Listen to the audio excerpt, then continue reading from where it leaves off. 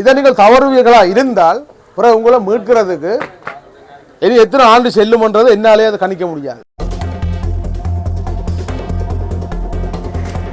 இப்போ எம்பிபிக்கு நீங்கள் ஓட்டு போட்டிங்கன்னா சிவரில் சித்திரம் வரைகிற மாதிரி முடியும். சைக்கிள் சின்னதுக்கு சைக்கிள் கட்சிக்காரருக்கு ஓட்டு போட்டிங்கன்னா கொழும்புலேருந்து அரசியல் செய்வாங்க.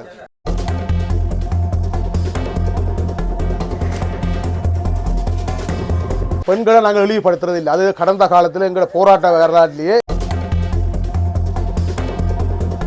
முஸ்லீம் மக்களுக்கு எதிராக மருத்துவர் வந்து பார்லிமெண்டில் எந்த கருத்தையும் வெளியிடையில்.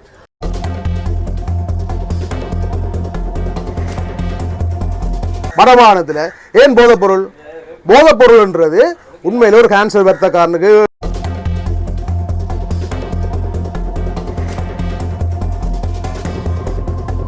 இப்போ நாங்கள் வந்து எங்களோட மருத்துவரை தளபதி ஆக்கி வச்சிருக்கிறோம். மக்கள் இனி அவரை தலைவராக்கும். அது மக்களோட கையிலான் இருக்கு.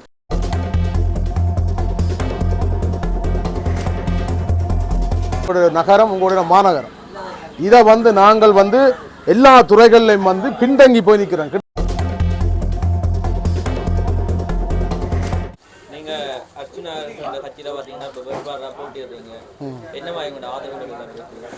ஆதரவு எங்களோட ஆதரவில் வந்து நாங்கள் எங்களோட வெற்றி வாய்ப்பை வச்சு தான் நாங்கள் களத்தில் இறங்குவோம். அது வந்து வெற்றி வாய்ப்பை வைக்காமல் வந்து களத்தில் இறங்குறாக்கள் கிடையாது. நாங்கள் எப்போயுமே எங்களுடைய வெற்றி வாய்ப்பை வந்து நாங்கள் இப்போ இந்த முறை கேட்டுக்கொள்வது முதலாம் மக்கள்கிட்ட என்னென்னு சொன்னால், இந்த ஓட்டு போடாமல் இருக்கிற மக்கள் விழித்தள வேண்டிய நேரம் வந்துவிட்டு. இவ்வளோ காலங்கள் அது ஓட்டு போடாமல் ஒதுங்கி இருந்திருக்கலாம், வாழ்ந்திருக்கலாம். அந்த ஓட்டு போடாத மக்கள் நிச்சயமாக இதை தீர்மானிக்கும். அதாவது அவர்களை நான் வேண்டிக் கொள்கிறேன், அன்பாக வேண்டிக் கொள்கிறேன் என்னென்னு சொன்னால், ஓட்டு போடாமல் ஒதுங்காதீங்க. ஏன்னா இது உங்களோட பிரதேசம், உங்களோட உள்ளாட்சி மன்றம், உங்களுடைய நகரம், உங்களுடைய மாநகரம். இதை வந்து நாங்கள் வந்து எல்லா துறைகளிலையும் வந்து பின்தங்கி போய் நிற்கிறோம். கிட்டத்தட்ட நாங்கள் 20-30 வருஷம் பின்தங்கி போய் நிற்கிறோம். நீங்கள் பாடசாலையை எடுத்துக்கொண்டாலும் சரி, ஒரு மின்சார சபையில் எடுத்தாலும் சரி, இல்லாட்டி ஒரு பாடசாலை மைதானமாக இருந்தாலும் சரி, இல்லாட்டி எங்களோட போக்குவரத்து வீதிகளாக இருந்தாலும் சரி, இல்லாட்டி எங்களோட வந்து மருத்துவ இதாக இருந்தாலும் சரி, எல்லா வளத்தாலையும் நாங்கள் பின்தங்கி நிற்கிறோம். இதை நாங்கள் முன்னேற்றகரமான பாதையில் செல்லணும் என்று சொன்னால், எங்களுடைய புலம்பெயர்ந்த சமுதாயங்கள், எங்கள் உள்நாட்டில் இருக்கிற மக்களும் வந்து சேர்ந்து நின்று எங்களோட மருத்துவ கட்சியை வந்து பலப்படுத்த வேண்டிய நேரம் வந்து விட்டது. இதை நீங்கள் தவறுவீர்களா இருந்தால் பிறகு உங்களை மீட்கிறதுக்கு இனி எத்தனை ஆண்டு செல்லும்ன்றது என்னாலே அதை கணிக்க முடியாது. அப்போ இந்த அரிய சந்தர்ப்பத்தை நீங்கள் நழுவ விடக்கூடாது. சரிதானே? அவர்கள் ஏமாத்துறவர்கள் போய்கொண்டே இருக்கட்டும். அவையெல்லாம் தூக்கி எறிந்து விட்டு புதிய பாதையில் நாங்கள் அனுபவித்து செல்கிற இந்த பயணத்தில் மக்களும் வந்து எங்களை கைகோர்க்கணும். மக்களும் கைகோர்த்து இப்போ நாங்கள் வந்து எங்களை மருத்துவரை தளபதி ஆக்கி வச்சிருக்கிறோம். மக்கள் இனி அவரை தலைவராக்கும். அது மக்களோட கையிலான் இருக்கு. ஆக்கி விட்டீர்களாக இருந்தால் மிக குறுகிய காலத்தில் நீங்கள் இந்த எங்களோட வடகிழக்கில் இருக்கிற எங்களோட வடமாகாணத்தின் அபிவிருத்தியிலிருந்து, சுகாதாரத்திலிருந்து, வாழ்வாதாரத்திலிருந்து, கல்வியில் எல்லாமே மேம்படைய செய்ய உங்கள் மைதானத்தினா இந்த மைதானங்களை, பள்ளிக்கூட மைதானங்களை தரம் உயர்த்துறது, அந்த ஊரில் இருக்கிற பாடசாலையை தரம் உயர்த்துறது, அந்த ஊரில் இருக்கிற ஹாஸ்பிட்டலை வந்து ஆஸ்பத்திரியை வந்து தரம் உயர்த்தும் போது அங்கே இருக்கிற மக்கள் அங்கேயே பயன்பெற்றுக் கொள்வார்கள். அவர் வேறு இடத்துல அலைய வேண்டிய தேவை பெறாது. அப்போ அந்த மக்களுக்கு போகிற போக்குவரத்து பாதைகள், அதில் தண்ணிகள் தேங்கி நிற்கிற நேரங்களில் நுழம்பு பிரச்சனை. அப்போ அந்த நுழம்பு அதுக்கு நடவடிக்கை என்ன செய்யணும், அந்த வடிகால் அமைப்பு சீரமைப்பு எப்படி செய்யணும், போக்குவரத்து வீதி விளக்குகள் அதை சரிப்படுத்துறது என்று மக்கள்கிட்ட பணியை நாங்கள் செய்கிறதுக்கு ஆர்வமாக வந்திருக்கிறோம். அப்போ இந்த பணியில் வந்து எந்த கட்சியாக இருந்தாலும் அது நாங்கள் சொல்லுவோம் தானே. இப்போ எம்பிபிக்கு நீங்கள் ஓட்டு போட்டிங்கன்னா சிவரில் சித்திரம் வரைகிற மாதிரி முடியும். சைக்கிள் சின்னதுக்கு சைக்கிள் கட்சிக்காரருக்கு ஓட்டு போட்டிங்கன்னா கொழும்புலேருந்து அரசியல் செய்வாங்க. இங்கே வந்து அவங்கள வந்து பார்க்க மாட்டாங்க. இதே கூட்டமைப்பு வந்துச்சுன்னா கூட்டமைப்பு உங்களுக்கு வர அபிவிருத்தி காசை எடுத்து கொள்ளையடிச்சுட்டு போவார்கள். உங்களை கண்டுகொள்ள மாட்டார்கள். இது நாங்கள் நேரடியாக வரோம். எங்களை நாங்கள் செய்கிறோமா இல்லையன்ற நீங்கள் விழித்திருந்து பார்த்து எங்களுக்கு சரிபுலையாக நீங்கள் கதைக்கணும். மக்கள் தெளிவடையணும், அரசியல் தெளிவடையணும். நாங்கள் வந்துட்டோம்னா நாங்கள் உங்களை மாத்திரமா நல்லது செய்கிறாங்களே நீங்கள் விழிப்பாக பார்க்கணும். அதை உங்களுக்கு சொல்கிறேன் நான் நேரடியாக. வேறு என்ன கேட்க போறீங்க?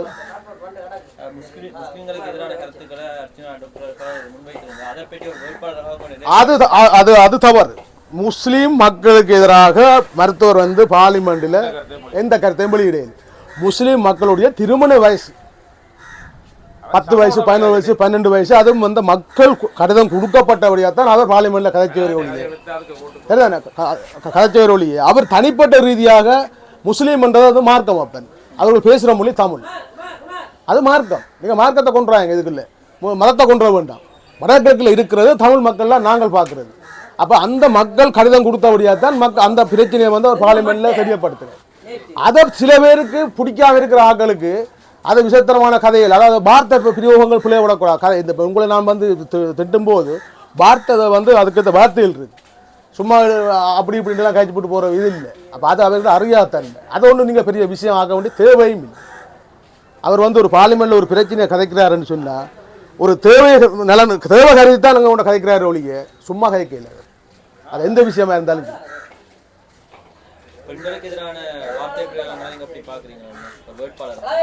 இந்த பெண்கள் இந்த எங்கட தமிழத்தை பொறுத்தவரையில் பெண்களை நாங்கள் இழிவுபடுத்துறது இல்லை. அது கடந்த காலத்தில் எங்களோட போராட்ட வரலாற்றிலேயே பெண்கள் எப்படி 12 மணிக்கும் சைக்கிளில் போகக்கூடிய ஒரு நேரம் இருந்தது. 90ஆம் ஆண்டுலேருந்து கிட்டத்தட்ட 2008ஆம் ஆண்டு வரைக்கும் அந்த சம்பவம் இருந்தது. இன்றைக்கு வந்து பார்லிமெண்ட் உறுப்பினர் கூட 12 மணி தெரியல பகல். அந்த நேரம் பெண்கள் இரவு தெரிஞ்ச காலம் இருக்குது. அப்போ பெண்கள் என்று எங்களோட தமிழ் கலாச்சார பண்பாட்டுக்கு விளிமியங்களுக்கு ஒரு தன்மை இருக்குது எங்களோட கலாச்சாரம். அப்போ ஒரு பெண்கள்ன்ற பிரச்சனையை வந்து பெண்கள் நாங்கள் அவர்களை வந்து அவமதிக்கிறதோ அதுக்கு சரி. ஆனால் புல விட்டால் பிள்ளையொன்று வரும்போது அது ஆறாக இருந்தாலும் பிள்ளை தான். ஆணாக இருந்தாலும் சரி பெண்ணாக இருந்தாலும் சரி எங்களோட சமுதாயத்துக்கு எதிராக ஏதோ ஒரு சம்பவம் நடந்தால் அது பிள்ளை தான். அதுக்காண்டி பெண்களை வந்து நாங்கள் இந்த அதுவும் எங்களை வடகிழக்கிலேருந்து நீங்கள் இந்த கேள்வி கேட்கக்கூடாது. இது தேசிய தலைவர் 50,000 மாவீரர்கள் மாண்ட ரத்தம் சிந்தி மாண்ட பூமி இது. அதில் எத்தனை பெண்கள் மாண்டு இருக்கிறார்கள் தெரியுமா உங்களுக்கு? எத்தனை பெண்கள் கைகாலெல்லாம் இருக்கிறார்கள் தெரியுமா? இல்லாட்டி அந்த யுத்தத்தில் செல்லுகள் கன்னிவடியில் எத்தனை மக்கள் கைகால் இழந்திருக்கிறார்கள்? அதில் எத்தனை பெண்கள் இருக்குது, எத்தனை ஆண்கள் இருக்குது? அது ஒன்றும் இதெல்லாம் நீங்கள் இதெல்லாம் கொண்டு வந்து தூக்கி குழப்பிக்க வேண்டிய அவசியம் இல்லை. அதெல்லாம் சரியான பாதையில் போய்கொண்டு. எத்தனை தொகுதிக்கு வந்து கட்டுப்பணம் எழுதிட்டீங்க? இப்போ நாங்கள் யாழ் மாவட்டம் ஃபுல்லாக கட்டிட்டோம். யாழ் மாவட்டம் கட்டிட்டோம், கிளிநொச்சி கட்டிட்டோம். இன்றைய பின்னரம் அளவில் வவுனியா அந்த பகுதி மற்றது முல்லைத்தீவு புதுக்குடி பிரதேச சபையெல்லாம் இன்றைய பின்னரம் கட்டிடுவாங்க. எத்தனை தொகுதிகளில் உங்களுக்கு வெற்றி வாய்ப்பு பிரகாசமாக இருக்குது? எங்களுக்கு பொறுத்தளவில் இப்போ நாங்கள் இப்போ சரியான முறையில் இப்போ எங்களுக்கு நேரங்கள் பிரச்சனையால் நாங்கள் எல்லா இடங்களும் முடியல. எல்லா இடமும் விட்டால் மக்களுக்கு இப்போ நாங்கள் உங்களுக்கு சுருக்கமாக சொல்லலாம் துணுக்கா பிரச்சனை எடுத்துக்கொள்ளுங்களேன். நாங்கள் உண்மையில் இப்போ ஒரு 3 நாளைக்கு வரைக்கும் அங்கே போகவில்லை. ஆனால் அங்கே இருக்கிற மக்கள் என்ன சொல்லுதுன்னு சொன்னால் இந்த முறை நாங்கள் மருத்துவர் தான் ஓட்டு போட போகிறோம் எங்கிட்ட வாங்கன்னு சொல்லி தான் நாங்கள் அங்கே ஆக்கள் எடுத்து விட்டுருக்கு. அந்த அளவுக்கு மக்கள் இருக்கிற அந்த தயார் நிலையில் இருக்குது மக்கள். இதை ஓப்பனாக சொல்கிறேன்னா மக்கள் தயார் நிலையில் இருக்குது. மக்கள் தயார் இல்லாத மக்களையும் எடுக்கக்கூடிய கட்டாயத்தில் நாங்கள் இருக்கிறோம். அப்போ அதுதான் நான் சொல்கிறேனே, ஓட்டு போடாமல் இருக்கிற மக்களுக்கு இந்த முறை ஓட்டை போடணுமன்றதை விழிப்புணர்வு ஏற்படுத்தவும். அப்போ அதுகளும் நீங்கள் ஊடகவியலாளர் நீங்கள் வந்து சரியான பங்கு வகிக்கணும். உங்களுக்கு இப்போ நீங்கள் ஊடகத்தில் தெரியுறீங்க, உங்களுக்கு எவன் பெறணும் எவன் பெறக்கூடாதுன்றது உங்களுக்கும் இருக்குது. ஏன்னா நீங்களும் தமிழர்கள். நீங்கள் யாருமே எங்கள் செவ்வாய்க்கிரத்துலேருந்து வந்துட்டீங்களா, இல்லை மாலதியிலேருந்து வந்துருக்கா? இல்லையே.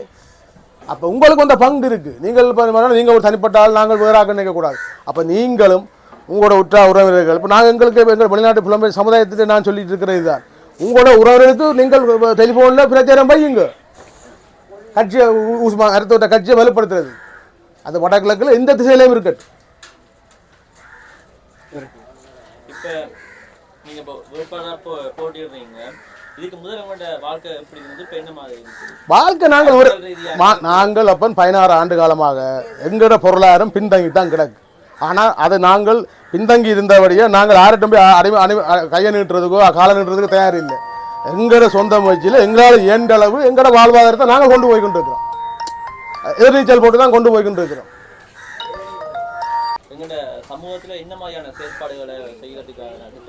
அதான் இப்போ எங்களோட சமுதாயம் வந்து நான் உங்களுக்கு தான் திருக்கமாக சொல்கிறேன், நாங்கள் வந்து எல்லா துறைகளிலுமே பின்தங்கி போய் நிற்கிறோம்.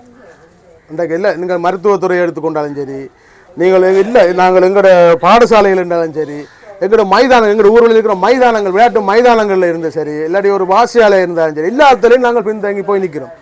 அதுபோல தரம் உயர்த்தி எங்களோட அடுத்த சந்ததிகளை வந்து நல்ல ஒரு ஆரோக்கியமான சந்ததிகளை உருவாக்கும்.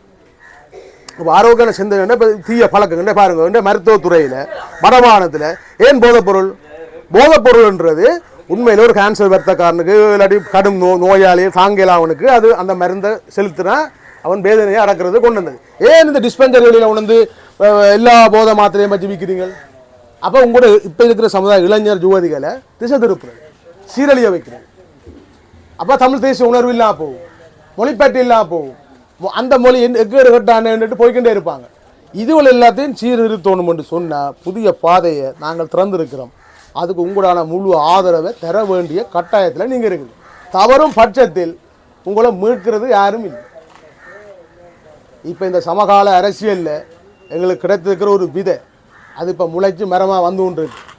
அந்த மரத்தை நாங்கள் பாதுகாக்க வேண்டிய பொறுப்பு எங்களோட கையில் இருக்குது.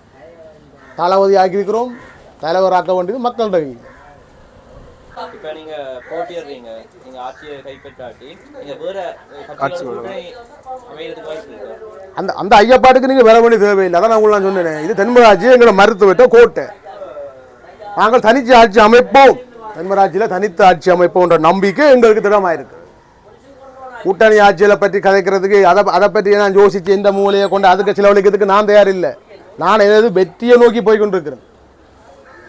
எங்கட வெற்றியை நோக்கி பயணம் போய்கிட்டு இருக்கும்போது நான் திரும்பி பார்த்து யார் வாராயன கிட்ட அவனோட கூட்டணி அமைக்கலாமான்னு நான் எந்த மூலையை அங்கே திருப்ப மாட்டேன். நாங்கள் எங்களோட ஒரு குறிக்கோள், எங்களை லட்சியத்தை அடையும் வரையும் எங்களால் என்ன செய்ய முடியுமோ அதை செய்து கொண்டு போகிறதெல்லாம் நாங்கள் இருக்கிறோம். அதை பற்றியெல்லாம் பேச ஐயப்பட்டோ இல்லை கூட்டணி அமைக்கிறத பற்றியெல்லாம் கேட்க வேண்டிய தேவை இல்லை. இதை வந்து ஒரு உள்ளூராட்சி மன்ற தேர்தல். உங்களோட கிராமத்தை, உங்களோட பிரதேச சபையை, உங்களோட நகரத்தை நீங்கள் அபிவிருத்தி பணிக்கு செய்ய வேண்டிய ஒரு நேரம் வந்திருக்க ஒழிய இதை வந்து ஆட்சி அமைக்கிறதுக்கெல்லாம் நாங்கள் இங்கே வரே இல்லை. மக்கள்கிட்ட பணியை செய்கிறதுக்கு இதர காலம் செய்யாமல் இருந்த பணிகளை சிறப்பாக செய்கிறதுக்காகத்தான் நாங்கள் இந்த பயணத்தில் வெளிக்கிட்டு இருக்க ஒழிய இதில் ஆட்சி அமைக்கவோ இல்லாட்டி அந்த பதவிக்காகவோ எல்லாம் நாங்கள் வரே இல்லை. நல்ல ஒரு ஆரம்ப அத்திவாரத்தை வந்து நல்ல இறுக்கமாக போட்டு அடுத்த சந்ததிகிட்ட கையை கொடுக்கறதுக்கு தான் நாங்கள் இதில் வந்து மருத்துவருக்காக வேறு ஒன்று வந்து நிற்கிறோம். இதில் எங்கள்கிட்ட தனிப்பட்ட சுய லாபத்துக்கு நான் இதில் வந்து நிற்கிறேன். எத்தனை இந்த வியாபாரம் இல்லைன்னு உங்களுக்கு தெரியுமா? யாரும் காசு தராங்க? இதுதான் அங்கே பிரச்சனை. முழு மூச்சோடு சுயநலம் இல்லாமல் நாங்கள் இந்த பணியில் இறங்கி நிற்கிறோம். அதற்கு உங்களாலே எவ்வளோ சப்போர்ட்டை கொடுக்க முடியுமோ, உங்களாலே எவ்வளோ மக்களுக்கு அந்த இதில் பரப்புரை செய்து எங்களுக்கு ஆதரவு கூட்ட முடியுமோன்ற வழியை நீங்கள் பார்க்கணும். விளங்குதானே?